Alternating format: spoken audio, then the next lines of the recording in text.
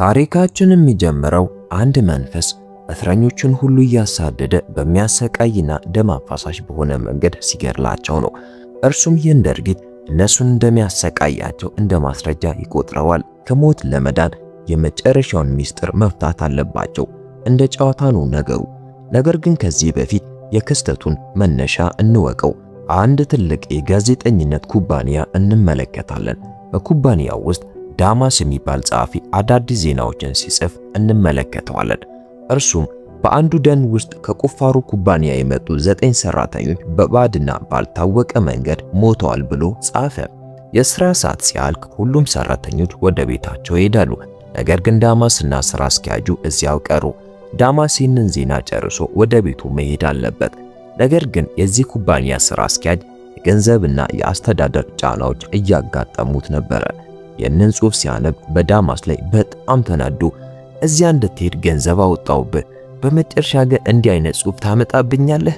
አንተ ውድቅ ነህ፣ ሞኝ። አሁኑኑ ሄደ ዜናውን እንድታስተካክል 20 ደቂቃ ሰጥቻለሁ አለው። ከዚያም ዳማስን አስወጣው። በዚህም ቅጽበት ለሥራ አስኪያጁ ከባለቤቱ ስልክ ተደወለ።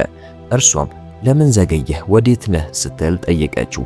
እዚህ ጋር ሥራ አስኪያጁ ኩባንያው ስለከሰረ ከነዚህ ውድቅ ጸሐፊዎች አንዱን ማባረር እንደሚፈልግ በትዕቢት ይነግራታል። እርሱም ተናዶ ክፍሉን መሰባበር ጀመረ። በድንገትም በመስታወቱ ውስጥ የእርሱን አካል የሚመስል ባዕድ ጥላ ታየ። ነገር ግን በጣም በሚያስፈራ መንገድ ነበረ። ሚስጥሩም ከዚህ ይጀምራል። ጥላውም እስክሪብቶ ወስዶ በእጁና በዓይኑ ላይ በመውጋት በጭካኔ ይገድለዋል። አሁን የሰውነቱን ቅሪቶች በአየር ማቀዝቀዣው ፋን ላይ ተንጠልጥሎ እንመለከታለን። በዚህ ጊዜ ከሰራተኞቹ አንዱ መጥቶ ከፊቱ ያለውን አስደንጋጭ ነገር ሲያይ በድንጋጤ መጮህ ይጀምራል። አሁን ወደ ሁለተኛው ትዕይንት በእስር ቤት ውስጥ እንሸጋገር። ጄፍሪ የሚባለው የእስር ቤቱ ሥራ አስኪያጅ እንደ በፊቱ ንግግሩን ይጀምራል። ምንም አይነት ችግር አልፈልግም። በዚህ እስር ቤት ውስጥ በሕይወት መኖር ከፈለጋችሁ የእኔን ትዕዛዝ መከተል አለባችሁ ይላቸዋል። በዚህ መሃል አንድ የጎደለ እስረኛ እንዳለ ያስተውላል። ያ እስረኛ ታሞ ነበር። ነገር ግን ሥራ አስኪያጁ አላመነውም ነበር። መደብደብ ይጀምራል። እዚህ ጋር አንጎሮ የሚባል አንድ ጥቁር እስረኛ ገብቶ ይህ ሰው ምንም ሃይማኖት የለውም ይላል። ሥራ አስኪያጁ ይህንን ሲሰማ እርሱንም ሊገርፈው ይጀምራል። ነገር ግን አንጎሮ ንግግሩን ቀጥሎ ቀጣዩ ሰዓት የሃይማኖት ሰዓት ነው። ይህ ሰው ደግሞ የሃይማኖት ተካፋይ ስላልሆነ ወደ ሕክምና የሚወሰድበት ነፃ ሰዓት አለው ይለዋል። ሥራ አስኪያጁ የእስረኛ ሊያዋርደውና ሕግ ሊያስተምረው እንደመጣ ስለተሰማው በመካከላቸው ግጭት ይጀመራል። አንጎሮ በመካከላቸው ስለገባ ነገሩ እሱ ላይ በመጣ ምት ይጠናቀቃል። አሁን ይህ ሥራ አስኪያጅ በእስረኞች ላይ በጣም ጨካኝ እንደሆነና እንደ አደገኛ ሰዎች እንደሚያያቸው እንረዳለን። እያንዳንዱ የእስር ቤቱ ክፍል ለተወሰነ ወንጀል የተዘጋጀ ነው። ነገር ግን በምግብ ሰዓትና በግቢው ውስጥ ሁሉም ይገናኛሉ። ከዚህ ጠብ በኋላ አንጎሮ ወደ ለይቶ ማሰሪያ እስር ቤት ሄደ። ከእነርሱም ጋር አልበላም። አንጎሮ በጣም ፍትሃዊ ሰው ስለነበረ እስረኞቹ ያከብሩት ነበር። ከጥቂት ሰዓታት በኋላ የመጠየቂያ ሰዓት ተጀመረ። በ2 ወራት ውስጥ ለመጀመሪያ ጊዜ የአንጎሮ እንግዶች ሊጠይቁት ይመጣሉ። ሊያያቸው ሲሄድ እንግዶቹ እናታቸው እንዳይጠይቁ ከልክላቸው የነበሩትና አባታቸውን በጣም የናፈቁት ሁለቱ ልጆቹ መሆናቸውን አይቶ ተገረመ። ልጆቹ አባታቸው ተደብድቦ ሲመለከቱ በአባታቸው ላይ በጣም ተናደው ስለ ሕይወታቸው ያወሩት ጀመረ። እርሱንም አባታችን ሆይ እስር ቤት ውስጥ ችግር አትፍጠር፣ እናታችንማ ከረጅም ጊዜ በፊት ከእስር ቤት መውጣት ነበረበት ትላለች። ነገር ግን በምትፈጥራቸው ችግሮች ምክንያት የእስራት ዘመነ እንዲራዘም ተደርጓል። ይህንንም ሙዝ ከራሳችን ወጪ ነው ያመጣንልህ። ፊታችንን እንዳትረሳና አብረው እንድታስቀምጠው ፎቶአችንን አምጥተናል ይሉታል። በዚህ ጊዜ ለመጀመሪያ ጊዜ ይህ ሰው እንዲህ ሲያለቅስና ሲሰበር እንመለከተዋለን። ከዚያም ቀጠሮ ያበቃል። አንጎሮ ወጥቶ ቡድኑን ይቀላቀላል። እነርሱም አንድ አንተን የሚፈልግ እስረኛ ነበረ። እርሱም ከኮንትሮባንድ ስራው ተጸጽቶ ቡድንህን የተቀላቀለ ነበር። ነገር ግን ቱኪክ የተባለው እስረኛ ይህን ባወቀ ጊዜ እየበላ ሳለ ገደለው። ሁከት ስለፈጠሩና በሚስጥር ስለገደሉት እኛ አላስተዋልንም ነበር ብለው ይነግሩታል። በድንገት የሕመምተኛው ራስ በተለየ ሁኔታ ማመም ይጀምራል። እስረኞች በቁጥር ስለሚጠሩ እርሱ እስረኛ ቁጥር 6 እንደሆነ እንመለከታለን። እንዳለመታደል ሆኖ ወደ ሐኪም ቤት የሚወስደው አጣ። በዚህም ሁኔታ ውስጥ ቆየ። በዚህ መሃል እርግማኑ ወደ እስር ቤቱ ይደርሳል። ያ የቅድሙ መንፈስ ማለትም አዳዲስ እስረኞችን የያዘች መኪና ትመጣለች።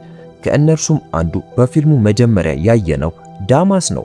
ወደዚህ እስር ቤት ሲገባ ገጽታው መቀየሩ እውነት ነው። ምክንያቱም በጣም አስፈሪ ወንጀል ፈጽሟል ተብሎ ተፈርዶበታል። የኩባንያውን ስራ አስኪያጅ ገድሏል ተብሎ ነው ጥፋተኛ የተባለው። ያንን ያደረገው ግን መንፈሱ እንደሆነ እኔና እናንተ ብቻ ነው የምናውቀው። ዳማስ ወደ እስር ቤቱ ሲደርስ ንጹህና የዋህ ሰው ይመስል ነበረ። ስለዚህ ቶኪክ የሚባለውን የኮንትሮባንድ ቡድን መሪ ይጠይቃል። እርሱም ቡድኑን እንዲቀላቀል ካልሆነም ግን እንደሚገደል በማሰብ አስፈሪና ዛቻ ያዘሉ እንቅስቃሴዎችን ያሳየው ጀመረ። ዳማስ ወደ መናፈሻው ከገባ በኋላ ይህም የእስረኞች ሁሉ መሰብሰቢያ ነበር። አንድ እስረኛ አብሮት በመሆን እያንዳንዱን ሰው ማስተዋወቅ ይጀምራል። የእስር ቤቱን ልዩ ሕጎችና እያንዳንዱ ሰው በምን እንደተከሰሰ ያስረዳዋል። የአንጎሮ ቡድን አባላት ቀለል ያለ ክስ ያለባቸው ሰዎች ናቸው። እርሱም በመቀጠል የየትኛው ቡድን አባል መሆንህ በሕይወት የመኖር ተራህንና ሕይወትህ ከማን ጋር እንደሚቀጥል ይወስናል። ምክንያቱም ከኮንትሮባንድ ቡድን ጋር ገብተህ ከተውካቸው ዛሬ ከአንዱ እስረኛ ጋር እንዳደረጉት ወዲያው ይገድሉሃል ወይም ያስወግዱሃል አለው። በዚህ ጊዜ ዳማስ በጣም ፈራ። እስረኛውም ንግግሩን በመቀጠል ስለ ኬ ክፍል ያስረዳዋል። ይህ ክፍል በፖለቲካ ሙስና ለተከሰሱ ሰዎች የተዘጋጀ ሲሆን በየትኛውም ቦታ የበለጠ በርካታ ድሎትና ስልኮች ያሏቸው እና ወጥተው ወደ እስር ቤቱ የመመለስ መብት ያላቸው ሰዎች ናቸው። እዚህ ግን ለመጸለይ መስጊድና የዳንስ አዳራሽ ብቻ አለን ይለዋል። ከዚያ በኋላ ወደ ዳማስ የሚመጡ ከፍተኛ ትዕዛዞችን እንመለከታለን። ይህም ከቶኪክ ጋር በአንድ ክፍል ውስጥ እንዲኖር የሚል ነበር።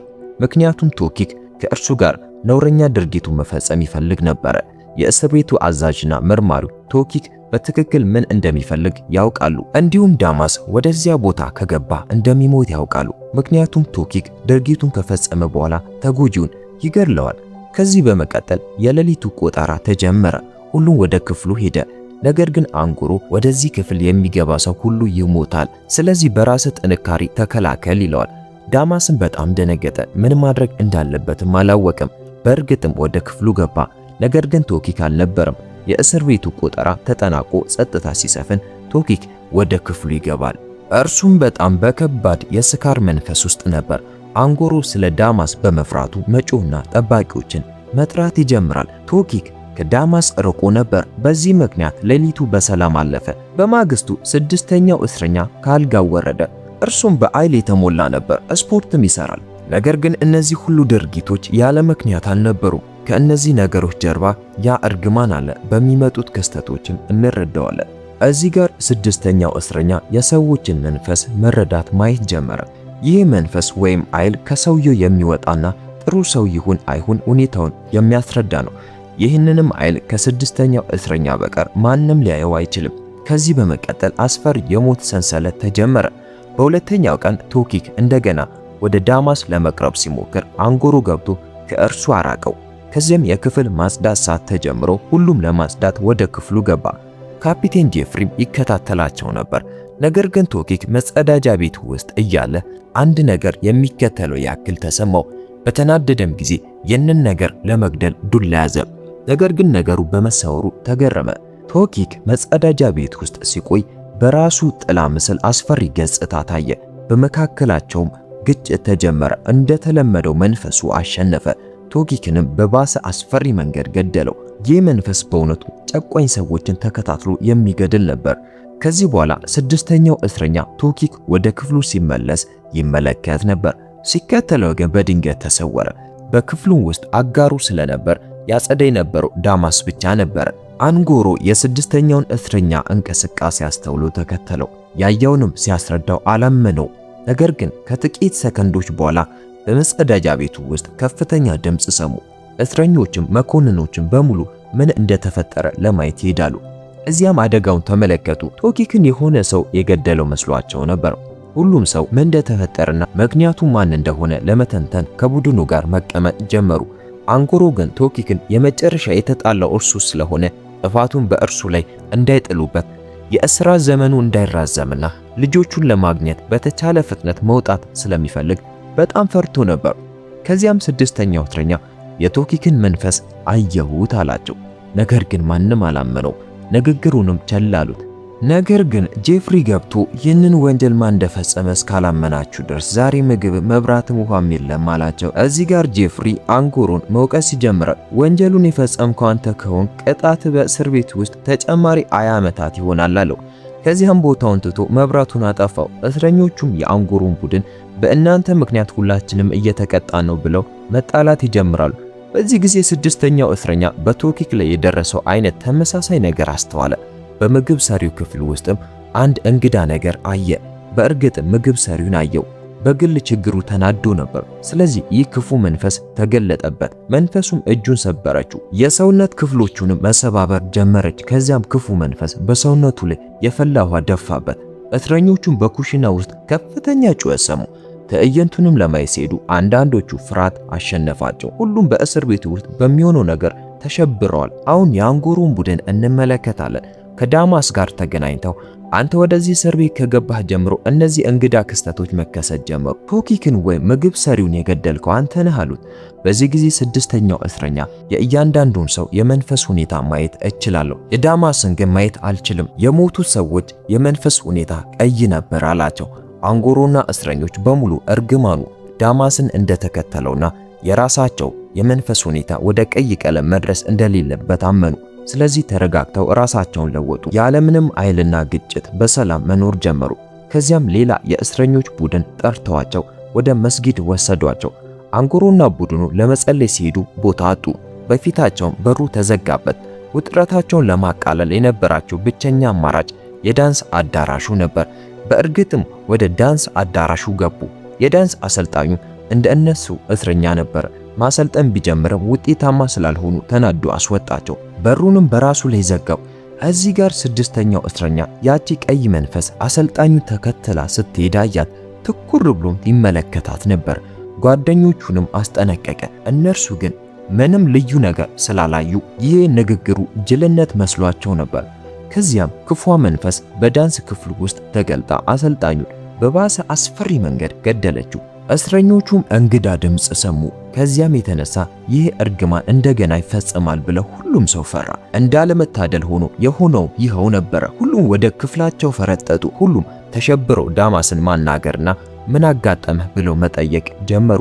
ከንግግሩ በኋላ ዳማስም በተመሳሳይ መንገድ መንፈሱ እንደተከተለው ተረዱ። ተናደውበትም እዚህ የነበረውን አስታውስ ባሉት ጊዜ ዳማስ ማልቀስ ጀመረ። በደን ውስጥ በባድ መንገድ ስለሞቱ ሰራተኞች ጽሑፍ እጽፍ ነበረ። ወደዚያም ቦታ ሄጄ ነበር፣ ነገር ግን እዚያ ምን እንደተፈጠረ አላስታውስም አላቸው። እዚህ ጋር ትንታኔውን ማየት ጀመረ። ምናልባት የወደቀብህ መንፈስ ይህ ሊሆን ይችላል። ወደ ሄድክበት ቦታ ሁሉ እዚያ ያሉ ሰዎች በባድ መንገድ ይሞታሉ አለው። ዳማስ ግን እያለቀሰ እኔ ከነዚህ ክስተቶች ንጹህ ነኝ ይላቸው ነበር። ስድስተኛው እስረኛ በመቀጠል አባቴ ሰዎችን የመፈወስ ልዩ ኃይል ነበረው። ምናልባት ይህን ኃይል ወርሼ ይሆናል። ለዚህም ነው ይህን የመንፈስ ሁኔታ ማየት የቻልኩት አለ። ሁሉም ማውራትና ይህ ክፉ መንፈስ ለምን እንደሚያሳዳቸው ሚስጥሩን ለመፍታት መሞከር ጀመሩ። ሌሊቱም በማሰብ አለፈ። አንጎሮም ያሰላስል ነበር። ነገር ግን እስረኞቹ የእርግማኑ ምክንያት ዳማስ እንደሆነ ሲሰሙ ከአንጎሮ ጋር መጣላት ጀመሩ። ስድስተኛው እስረኛ ግን ይመለከታቸው ነበር። የመንፈስ ሁኔታቸው ወደ ቀይ ቀለም ሲቃረብ ሲያይ ፍልሚያውን እንዲያቆሙ ነገራቸው። መጸለይም ጀመሩ። ነገር ግን የመንፈስ ሁኔታቸው ሲረጋጋ እንደገና ቀጠሉ። ከዚያ በኋላ እስረኞች በሙሉ ዳማስን መግደልና ከእርግማኑ መገላገል እንዳለባቸው ተስማሙ። ሁሉም በተዘጋጁ ጊዜ አንጎሮ ከለከላቸው። እሱም አንድ አማራጭ ብቻ ነው ያለው፣ ዳማስን መግደል መፍትሄ አይደለም። እርሱን ከገደልነው ሚስጥሩን መፍታት አንችልም፣ ወይም አንዱ ከሌላው በኋላ እንሞታለን አላቸው። ከዚህ በኋላ ዳማስ መፍራት ጀመረ። የያዙትን እስረኞች ይመታ ጀመር። በእስረኞቹ መካከል ግጭት ተፈጥሮ ድምጻቸው ከፍ አለ። ጄፍሪን ወደ መካከላቸው ገብቶ ይመታቸው ጀመር። እናንተ የእንስሳት ቡድኖች ናችሁ፣ ሁላችሁም የአእምሮ ሕመም አለባችሁ። ከችግር ርቃችሁ በሕይወት ሕጎች ብትመሩ ይሻላችኋል አላቸው። አንጎሮ ለጄፍሪ ሲመልስለት ከእስር ቤት ውጪ ማግኘት ያልቻልከውን ክብር በእኛ ላይ ለማግኘት ይህን ታደርጋለህ አለው። ጄፍሪ በጣም ተናደደ። በዚህ ጊዜ ክፉ መንፈስ ማጉረምረም ጀመረች። በድንገትም በእስረኞቹ ፊት ጄፍሪ ራሱን ሰቀለ። በጣም በሚገርም መንገድም ሞተ። ደሙ ይፈስ ጀመር። እስረኞቹ በሙሉ ፈረጠጡ። ከዚህም የተነሳ ጨካኙ መሪ ሞተ። አዲሱ የእስር ቤት ኃላፊ ደግሞ የተለየ ሰው ነበር። ከእስረኞች ጋር በጣም ቸርና ጥሩ ሰው ነበር። በሌሊትም አንጎሮ ማሰብ ጀመረ። አንጎሮ የልጆቹን ፎቶ እየተመለከተ ቃሎቻቸውን ያስታውሳል። የሚሞቱ ሰዎች ለምን የተወሰኑና በጣም ጨካኞች እንደሆኑ እንዲሁም በኩባንያው ሥራ አስኪያጅና በእስረኞቹ መካከል ያለው ቁርኝት ምን እንደሆነ ያጠናል። ሊያውቁት የሚገባ ትልቅ ምስጢር ነበረ። አንጎሮ ሌሊት ላይ እስረኞቹን ይሰበስባቸዋል። ዳማስም የሆነ ነገር ለማስታወስ ይሞክራል። ነገር ግን ሁሉንም ነገር ማወቅ አልቻለም ነበር። የእስር ቤቱ አዛዥ ከሙሰኛው እስረኛ ትዕዛዝ በመቀበል እንዲያዛውሩት ይነግራቸዋል። ይህም ከክፉ መንፈስ ለማምለጥ ያህል ነበር። እስረኞቹ አዲሱን ኃላፊ ያገኙታል። እርሱም በጉዳዩ ላይ እንደሚረዳቸው ይነግራቸዋል። ሙሉ ታሪኩ የሚጀምረው ደኖቹን ከነካው የቁፋሮ ኩባንያ አባላት ነበር። ኩባንያውን የሚመራውን ሰው ስልክ ማግኘት ችያለሁ፣ ነገር ግን ስልኩ ያለው ኬ ክፍል ውስጥ ነው ይላቸዋል። ሁሉም በእቅዱ ተስማምተው በጥላ ስር በመሸሸግ ወደ ኬ ክፍል አመሩ። ስልኩን ወስደው ወደ ዋናው ኃላፊ ደወሉ። ነገር ግን የሲ ክፍል እስረኞች አውቀው ስለተከተሏቸው በመካከላቸው ግጭት ተጀመረ። እስረኛ ቁጥር 6 እና ዳማስ ስልኩን ይዘው ወደ አንድ ጥግ በመሸሽ ለኃላፊው ይደውላሉ። በድምጽ የተቀረጹ ማስረጃዎችን ስለ ቤተሰቡና ስለ እናቱ የሚያነሱ አሮጌ ጉዳዮችን እያነሱ ሲያበሳጩት የኃላፊው መንፈስ እየተበላሸ ቀይ ቀለም መያዝ ይጀምራል። ኃላፊው እውነቱን ተናግሮ ስልኩን ሰበረ። ነገር ግን በተናደደ ጊዜ ክፉ መንፈስ አግኝተው በሚሰቀጥጥ መንገድ ገደለችው። እስረኛ ቁጥር 6 እና ዳማስ የኃላፊውን ሞት ድምጽ ሰሙ። መንፈሷም ከኩባንያው ባለቤት በቀሏን እንደተወጣች ተረዱ። እስረኛ ቁጥር 6 የዳማስንም መንፈስ ሁኔታ በመጨረሻ ማየት ቻለ። ይህም በእስር ቤቱ ያለው እርግማን ሙሉ በሙሉ ማክተሙን ያበሰር ነበር። ከ6 ወራት በኋላ የካሜራ ምስሎች ተመልሰው ዳማስ ከሥራ አስኪያጁ ግድያ ነፃ መሆኑ ተረጋግጦ ተለቀቀ። አንጎሮም 1 ወር በኋላ ከእስር ወጥቶ ልጆቹን ተቀላቀለ። መንፈሷ በእስር ቤት ውስጥ ያሉትን ብቻ ሳይሆን አገሪቱን የሚያሰቃዩ ሙሰኞችንና ጨቋኞችን ሁሉ የምትጨርስ ነበረች። በመጨረሻ ግን ምስኪኖቹ ቀን ወጣላቸው። ታሪኩ ከተመቻቹ ላይክ አድርጉ፣ ሰብስክራይብ በማድረግ በአዲስ ፊልም እንገናኝ።